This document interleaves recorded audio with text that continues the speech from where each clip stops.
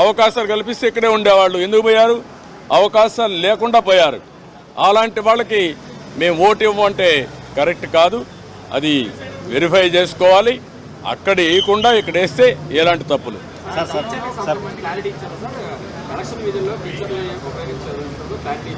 నేను అన్నీ చెప్పిన తర్వాత వారు విన్నారు, చేస్తామనే విధంగా చెప్పారు. ఎట్టి పరిస్థితుల్లో సచివాలయ స్టాఫ్ని వేయడం కరెక్ట్ కాదు. సెలక్షన్ ప్రాసెస్ కాదు, competitive best practices all over the country ఏవైతే చేస్తారో అవే చేయాలి.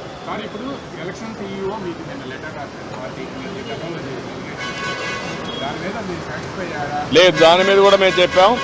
నిన్నే పంపించారు, మేము వెరిఫై చేసుకుంటున్నాం. మళ్ళీ మీ దృష్టి తీసుకొస్తామని చెప్పి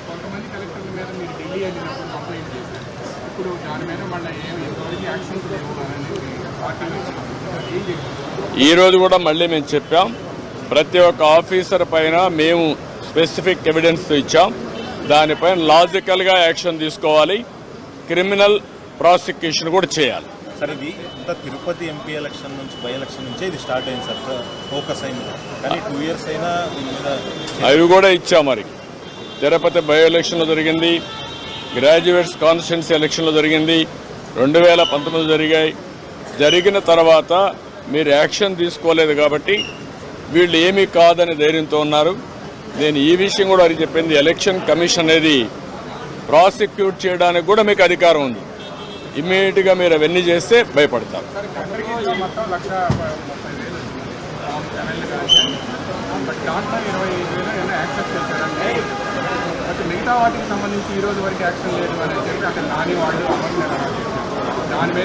ఆ విషయం కూడా వారికి చెప్పాను. ఆయన అరెస్ట్ చేశారు. ఎవరైతే ఓటర్స్ బోగస్ ఉన్నాయని చెప్పి ఎక్కడికక్కడ పోరాడుతూ ఉంటే అది కరెక్ట్ చేయకుండా అతను అరెస్ట్ చేయడం అనేది ఎక్కడికి పోతానని చెప్పి అడిగాను. ఆ డీటెయిల్స్ కూడా వారికి ఇచ్చాం. ఆ రిప్రజెంటేషన్ నాకు వచ్చింది. వెరిఫికేషన్తో సహా మొత్తం డీటెయిల్స్ ఇచ్చాం. ఏ ఓటు ఎక్కడ వెరిఫై చేశారు, డూప్లికేషన్స్ ఎక్కడున్నాయి, సర్నేములు కానీ ఇవన్నీ, ఫోటోలు ఎక్కడున్నాయి, వేరే కాన్స్టిట్యున్సీలు ఎక్కడున్నారు, ఆ డీటెయిల్స్ అని వారికి హ్యాండ్ ఓవర్ జరిగింది.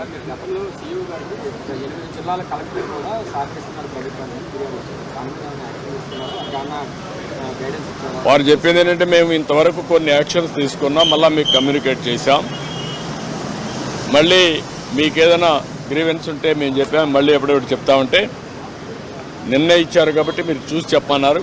డెఫినెట్గా మళ్ళీ కంప్లైంట్ చేస్తాను. నేను ఒకటే చెప్పాను, ఆల్ ఆఫీసర్స్ బెదిరింపులు భయభ్రాంతులు చేస్తున్నారు.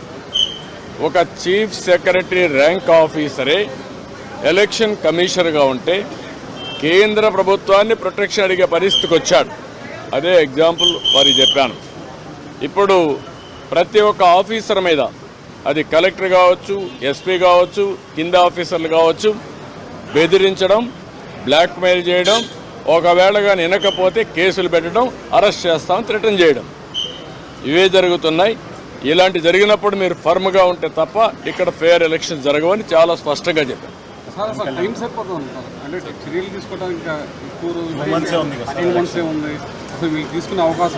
అంటే మీరు ఒకటి గుర్తుపెట్టుకోవాలి, ఎలక్షన్లు 2 నెలలే ఉంది. ఎలక్షన్ ప్రాసెస్ స్టార్ట్ అయిపోయింది, ఎన్యూమరేషన్ అయిపోయింది, ఓటర్స్ వెరిఫికేషన్ అయిపోయింది.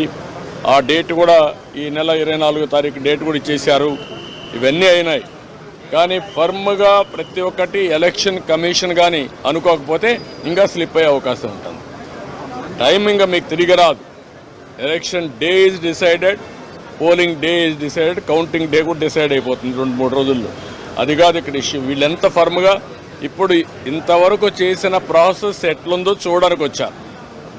ప్రిపేర్డ్నెస్, ఆ ప్రిపేర్డ్నెస్లో ఏం చేయబోతున్నారో, ఏం జరిగిందో అన్నీ మేము మా యొక్క అబ్జర్వేషన్స్ కానీ, మాకుండే బాధలు కానీ, ఇక్కడ జరిగిన విషయాలు కానీ చాలా స్పష్టంగా వారికి ఎక్స్ప్లెయిన్ చేశాం. Now it is the duty of the election commission to conduct free and fair pole.